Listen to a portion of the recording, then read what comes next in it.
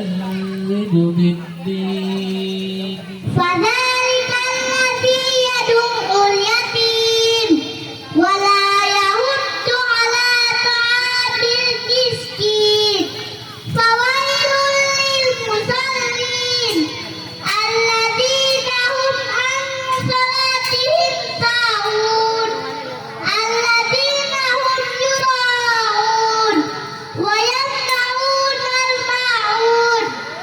بسم الله الرحمن الرحيم ألم تر كيف فعل ربك بأصحاب الفيل ألم يجعل كيدهم في تضليل وأرسل عليهم طيرا أبابيل